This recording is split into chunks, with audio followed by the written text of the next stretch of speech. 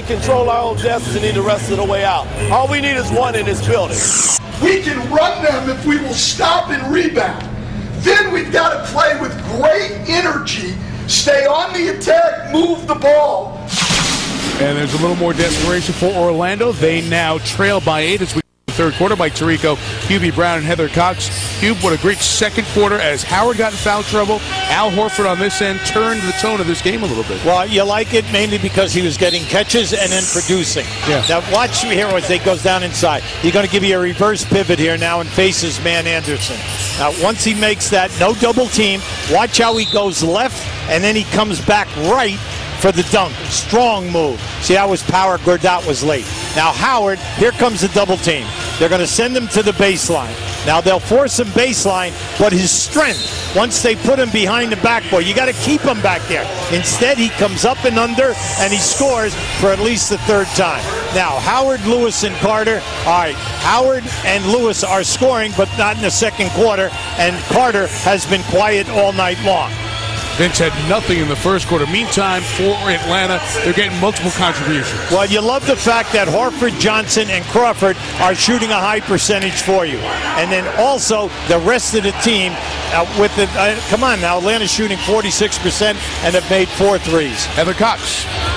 Well, guys, the Magic staff talked to Dwight Howard in the locker room about how to approach the second half, about playing smart, knowing that the Hawks will come after him and try and get him into foul trouble. They said read and react and don't get frustrated.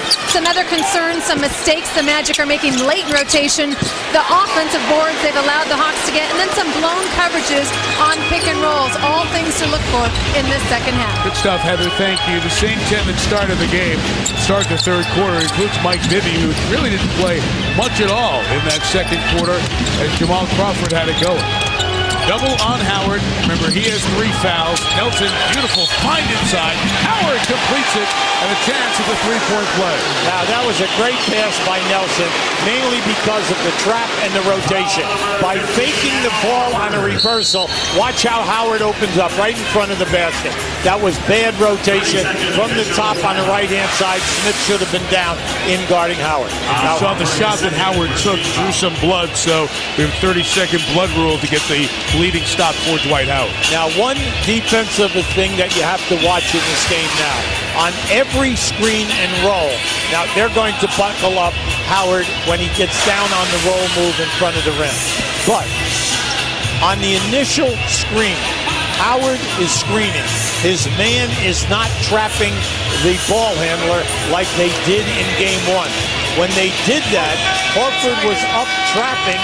Howard was in the paint and hurting them. So tonight, what they're doing is they're forcing the guard to follow over the top. Don't give him a 3. Let him turn the corner. But Horford is laying back so they cannot make a direct pass to Howard. Good strategy. They've been mixing it up, so it's nice to watch. You know it's the playoffs. There's your nightly shot of cotton rolls in the nose. So it's been all over, and it's part of what happens when playoff basketball happens and guys are fouled up by the face, going for shots. And I thought you made a good point earlier, Hubie. You see these fouls in the playoffs, it's knowing each other. It's also knowing the plays. Guys know where the play is going to end up because they see it day after day after day. Right. And they get them to that spot when the contact happens. Well, just think, Mike, Howard had such a great first quarter and part of the second. He goes out, he sits out, he comes back in the next 5.5 minutes, he didn't get one shot attempt. That was poor basketball strategy. Oh, they can't get the bleeding stop, so he's going to have to come out here. And Mark Davis stopped the game to get him out.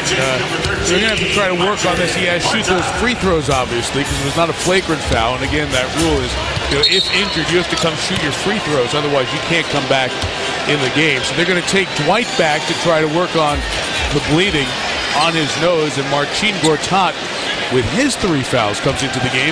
So what changes for Atlanta? Oh, no, now you got to attack the basket, and now you cannot settle for anything outside. You now have the upper hand. The big thing, do not play perimeter, get foul line down. Now that, unfortunately, one of the very few turnovers. That's only 5 for the game here tonight for Atlanta.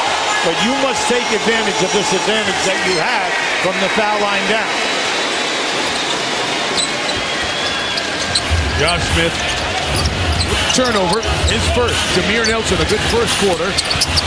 At the start of the game, made a couple of field goals and then stopped. Matt Barnes, the energy guy, keeps it alive. Pitches to Carter for three.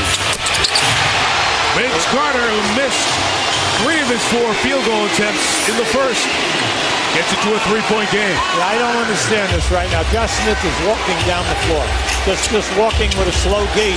I don't understand what we're doing here now. You got to play basketball here for 48 minutes. This is not a 24-minute game. When I see Howard go out, I'm going to motor here, like Nelson is. Well, this group out on the floor, and I was going to show to you that they can win this game at home without Howard.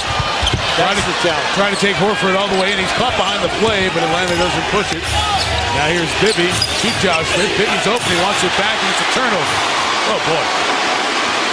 Barnes going all the way. Nobody stopped it. Lewis has it for a fresh shot clock. Now, Josh Smith just got over half court. Now, come on. You know what? You got to use the 20-second timeout here now and talk to people. I mean, this is a challenging time in this game. Lewis over Horford, and it is 7 in a row for Orlando. I guess you've coached the game or two before. Timeout. You can't allow this sulking to go on. Yeah. So you make a couple turnovers, so what? You got to get right back and get in this game right now. You have a chance to steal a game and make it 1-1 here. Now just keep an eye right here. Now give Rashard Lewis a like that. This is in a offensive, defensive transition. I mean, you can't play like this. You've got to give it your heart. You got to run the play down. LeBron James will be running it down, trying to block the shot. The break tomorrow. The playoffs continue. Game 3 of the other East semi. Cleveland in Boston, where they split the regular season, and the Spurs at home trying to get back in the series against Steve Nash and the Suns. The playoffs continue on ESPN tomorrow night. Dwight Howard emerging from the Orlando locker room as we look live backstage here at the Amway Arena. Fans getting fired up out of a timeout. They'll be even more happy as Dwight emerges here in the bowl of the arena. Took a shot across the face and got that nose with the blood coming out. And as the Hawks bring it up, here's Heather. You see her in the background there. Heather, what update you have? Well, during the midst of that 7-0 run, Dwight was in the back. The whole reason because they couldn't figure out a way to stop the bleeding. They used tons and tons of gauze. They also used a chemical compound that they inserted in the nostrils. You notice the cotton's gone, and that did stop the bleeding, so Dwight's back. Thank you, I think. Horford lost the handle, wanted a foul call. It's a shot clock violation, and it will be magic ball. Mike, Atlanta just had 5 possessions. They're 0 for 2 with 3 turnovers. Yep. And you can see if you're going to one-on-one or post on one side of the floor, they're bringing a double-team guy right away.